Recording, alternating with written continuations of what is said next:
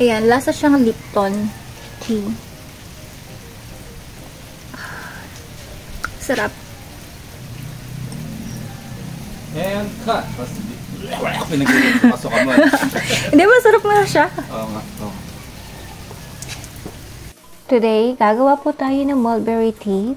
So, maliban po dun sa mga matatamis na bunga, ang mga dahon po ng mulberry ay mainam din para sa ating katawan dahil ito din po ay highly nutritious. Bago po pala kayo uminom nito, pwede nyo pong itanong sa doktor nyo kung okay na inumin nyo ito. And ilimit lamang po natin sa 1 cup sa isang araw yung ating iinumin na tea. Para po sa 1 cup ng tea, kumuha lamang po tayo ng 5 piraso ng dahon ng mulberry. Hugasan po natin ito ng maigi. And then, hihiwain po natin ito sa maliliit na piraso. Alam niyo po ba na ang mulberry ay isang superfood at nagtataglay po ito ng mga powerful antioxidants. Meron din po itong vitamin C, potassium, magnesium, iron, and vitamins K and E. Maliban po dyan, nakakatulong din po ito para ma-reduce yung ating cholesterol level. Yung immunity natin, mapapa-improve niya dahil nga po doon sa mga vitamin C na meron ito. Nakaka-boost din po ito ng weight loss and nakakaganda ng balat. Ayan, pagkatapos natin siyang hiwain ay ilalagay natin siya dito sa ating cup. And then, lalagyan lang natin ito ng mainit na tubig at maghintay lamang po tayo ng 5 hanggang 10 minuto.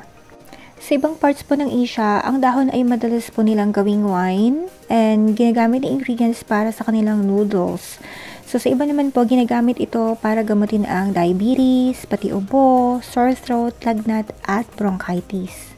Ito na yung mulberry tea natin na ginawa natin and pwede mo siyang inumin at least 30 minutes before eating yung breakfast mo or kapag, let's say, dinner time. And we know that it's packed with nutrients and antioxidants. And you can drink it with lemon and honey. Pero ako kasi naubos yung honey ko. So, I usually put a little bit of raw brown sugar. So, raw. Lagyan ko lang ng konting raw brown sugar. Kasi lasa po talaga siyang damo. Lasang damo.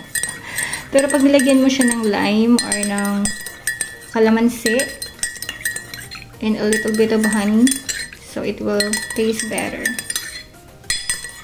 So, ayan. Ready na yung ating tea for today. So, ito na yung mulberry tea natin and you can drink it, yun nga, pag hindi pa po kayo kumakain. Ayan. And, yun. Lasa din talaga siyang regular tea. Tama ko na. Yun na yung pinaka-vitamins natin sa araw na to. Tsaka yung mga mangga. Pag nilagyan mo pa man ng 5 kutsarang asukal, lasa na siyang C2. Oo nga, diba? Lasa siyang C2. Diba? 5 kutsarang asukal. Inulot mo lang to sa likod?